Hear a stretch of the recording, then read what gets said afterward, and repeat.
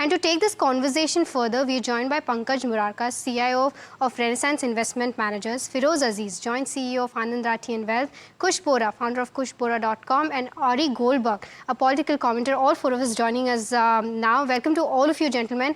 Pankaj, I'll take the first question up with you. Just wanted to get a sense as to how do you think that this entire development that has happened overnight should impact Indian markets as a whole, and of course, what should investors keep in mind right now? Well, obviously, it's very apparent that tomorrow there will be a knee-jerk reaction in the morning where markets will probably open down by 1% or so at the index level, I guess. It's difficult to fathom, but I think there will be some fear, some degree of nervousness in the near term. But I think it's still very early. We really need to see how things evolve, kind of a thing, because now US has got itself involved, and at the same time they've said that they've achieved the purpose. The purpose was very limited in terms of striking these facilities. So how Iran responds to it and how things evolve, probably we get a better idea over the next, let's say, 3 to 5 days. Having said that, one thing clearly stands out. I think the bigger risk is the large part of transmission of this crisis into the global economy is going to be through higher oil prices. So probably I'll not be surprised if oil price spiked by another $5 tomorrow morning. Having said that, the fact remains that Indian economy remains extremely resilient. And as a consequence, I firmly believe that I still believe that this crisis will be contained and probably not spill over outside the region. And probably it should be an escalation which should settle down over the next few weeks. If that be the base case, then I think any correction in the market should be an opportunity for long-term investors to chip in and buy. And Pankaj, in terms of the oil price spiking, what are your reading there? Just want to get a sense because if that $5 spike, I believe that should not have a higher impact on further operations in India. But beyond that $5 mark, to what extent do we have a cushion in terms of crude oil going up? And if that breaches, what should one investor keep in mind? Well, as all of us know, India is a big importer of energy. So any increase in oil price or spike in oil price does impact India adversely. We already have seen crude spike, meaning this whole conflict has led to a 15% premium or $10 spike in oil prices in the last 2 weeks.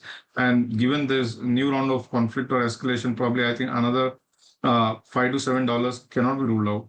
I think India can still manage this as long as probably oil prices remain under $90. India's current account deficit can still be under 2%, and India can very well still manage that. The challenge for India will be if prices really spill over above $100 and more importantly stay there for a sustained period or long period of time, which is where it creates pressure on India's current account deficit spilling over beyond 2%, and which in consequence leads to spillover effects into currency and inflation and so on and so forth. For the time being, I don't see that as my base case.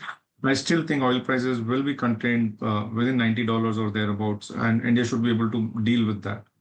Firoz, taking that point ahead, he did mention that this, could impact the macros as a whole. There's inflation, there's fiscal deficit, there's also dollar impact that will take place. How are you reading that, and what should one keep in mind?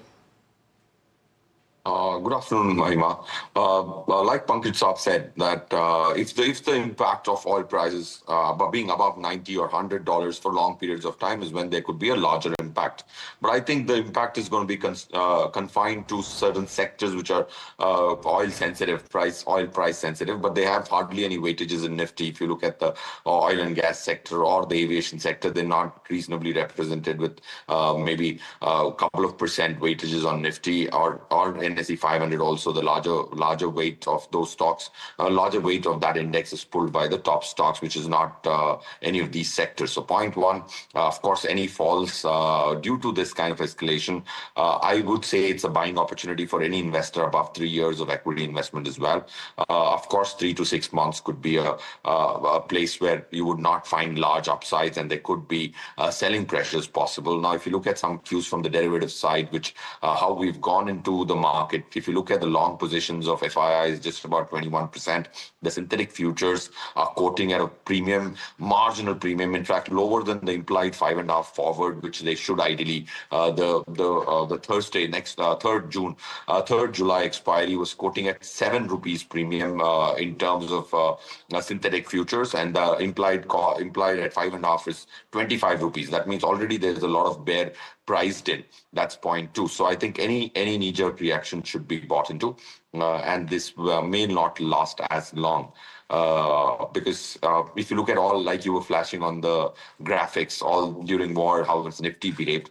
Only if you look at one of those wars, which is ongoing, which is from Feb 22, Russia and Ukraine, that has created a dent in only the domestic market of Russia, about 30 odd percent.